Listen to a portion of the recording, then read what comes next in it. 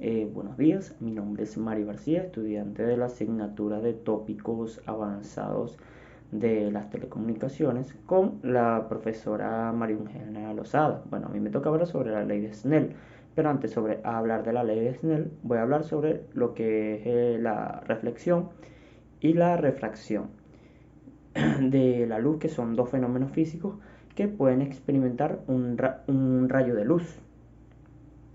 Bueno, la luz es una forma de energía, claro, que emiten algunos objetos, y estos objetos se les llama fuentes luminosas, y hay dos tipos a las que son artificiales y las naturales, que son como los bombillos, que son las artificiales, y las naturales como el sol. También hay algo que se llama propagación de la luz, que es cuando la luz sale de fuente luminosa y se propaga en línea recta y en todas las direcciones. Y aunque la velocidad de la luz de la luz se propaga dependiendo del medio que atraviese, este recorre alrededor de unos 300.000 kilómetros por segundo. En la reflexión del rayo de la luz rebota sobre una superficie. Bueno, lo explico mejor. La reflexión de la luz, la reflexión es un fenómeno físico que puede experimentar un rayo de luz. Así es que, por definición, es un fenómeno óptico donde el rayo de luz rebota con un material, y ese se produce cuando tenemos la sensación de que el rayo de luz rebota sobre una superficie. Aunque lo que realmente ocurre es que el rayo se devuelve al chocar con un medio diferente al que se desplaza, como lo que ocurre cuando pateas una pelota hacia la pared. Bueno, a continuación veremos unos componentes de la reflexión. Siempre se podrá distinguir lo que es el rayo incidente, como era en la imagen, que es el rayo original, y el rayo reflejado, que es el rayo que se devuelve en el punto donde el rayo incidente.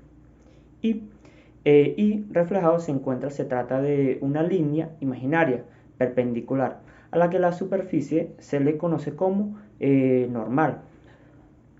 Entre el rayo incidente y la normal se forma un ángulo de incidencia, y entre la normal y el rayo reflejado se forma el ángulo de reflexión, y la dirección en la que se refleja la luz depende de la forma de la superficie reflejante y la dirección del rayo incidente. Y es importante recordar que la luz posee una frecuencia de onda y una velocidad que es igual tanto en el rayo incidente como en el rayo reflejado. Sin embargo, la intensidad de la luz reflejada es más baja que la del incidente. Esto puede explicarse con las leyes de reflexión, y esto nos explica que las propagaciones del rayo de la luz cuando se devuelve. Bueno, existen dos leyes, que es la primera, que es el rayo incidente, la normal a la superficie de incidencia, y el rayo de reflejado están en el mismo plano. Y está también la segunda ley, que es el ángulo de incidencia alfa y el ángulo de reflejado beta son iguales. Bueno, un ejemplo es cuando el ángulo de incidencia es de unos 60 grados y el ángulo de reflexión es de unos 60 grados. Y si la luz incidente perpendicularmente y provoca un ángulo de 0 grados, la luz será reflejada y invertida en el sentido de la propagación. También tenemos lo que es la refracción de la luz. La refracción es el cambio de la velocidad que experimenta una onda al pasar de un medio a otro. Este fenómeno que nos puede explicar porque un objeto recto se dobla cuando se introduce en el agua, como podemos hacer con un experimento de agua y un lápiz que se dobla. Bueno, el rayo de luz se desvía al pasar por un medio diferente del que se procede, produciendo un fenómeno óptico interesante. Y este se produce entre la frontera entre dos medios de diferente densidad. Ejemplo está entre el aire y el agua, pero veamos algunos de sus componentes. En la refracción se distinguen, como verán en la imagen, se distingue el rayo incidente y el rayo refractado. Entre el rayo incidente y la línea normal se forma el ángulo de incidencia, mientras que en el rayo refractado y la normal y la normal se forma el ángulo de refracción, por lo que el lápiz parece que está doblado.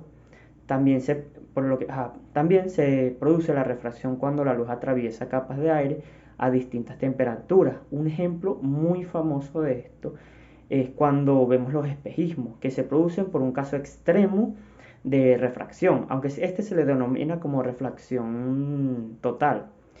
Otro muy importante es el ángulo de refracción. Será más pequeño que el ángulo de incidencia, y la refracción, al igual que la reflexión, cuenta con algunas leyes. Bueno, la ley de Snell, la ley de la refracción nos explica que cómo se produce este fenómeno y son dos.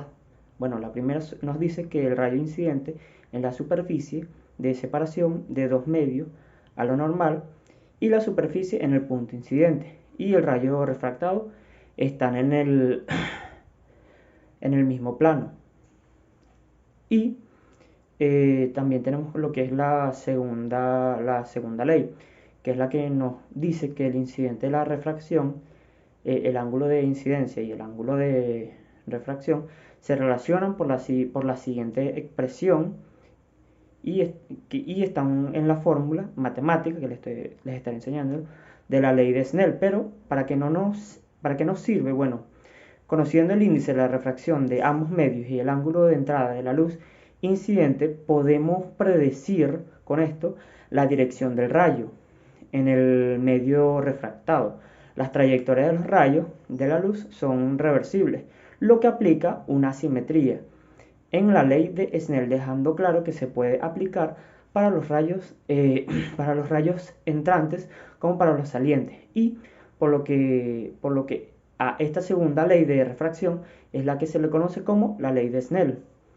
A continuación verán el experimento, con los cuales se utilizó simplemente un marcador, una hoja de papel y un vaso de agua.